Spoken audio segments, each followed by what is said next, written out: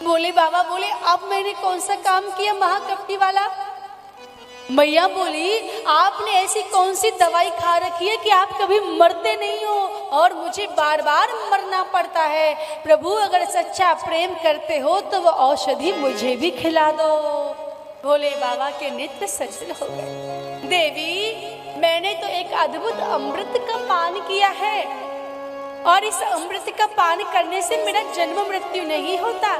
मैया चरणों में गिर गई, बाबा मुझे भी वो अमृत पान करा दो। आज भगवान शंकर मैया पार्वती को गोविंद की कथा सुना रहे हैं। कितना सुंदर दृश्य है। वक्ता है भोले बाबा और श्रोता है हमारी मैया पार्वती।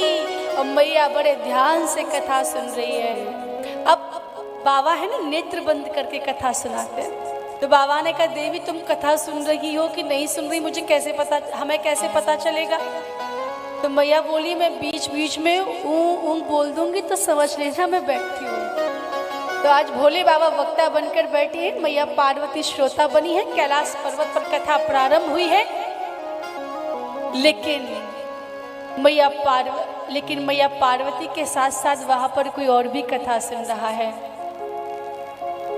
आज भोले बाबा कथा सुनाने लगे तो उनके पीछे एक फूटा हुआ अंडा भी पड़ा हुआ है।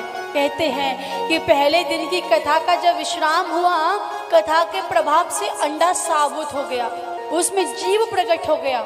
दूसरे दिन की कथा के प्रभाव से अंडा फूट गया, उसमें से पक्षी निकला और पड़ा हुआ पक्षी तीसरे दिन की कथा सुन रहा है। और चौथे दिन तो रसगुल्ले की कथा आती है। भगवान श्री कृष्ण का जन्म महोत्सव, पक्षी बड़ा आनंदित हो रहा है। लगातार 5 दिन जब कथा को सुनते सुनते हो गए, मैया पार्वती को शरीर में थकान हो गई, उनको झपकी लगी और वो सो गई। पक्षी ने देखा मैया सो गई है, कहीं कथा बंद न हो जाए, इसीलिए पक्षी ने मैया पार्वती के स्वर में ऊ ऊ बोलना शुरू कर दिया और बैठकर कथा सुनने लगा। जब 7 दिन की कथा विश्राम लेती है, बाबा ने जय घोष किए, बोल कृष्ण कन्हैया लाल की। मैया की नींद खुल गई। बाबा आगे क्या हुआ? बाबा ने कहा कथा तो पूरी हो गई, क्या आपने नहीं सुनी? बोले मैं तो सो गई थी, लेकिन ये बीच बीच में मेरी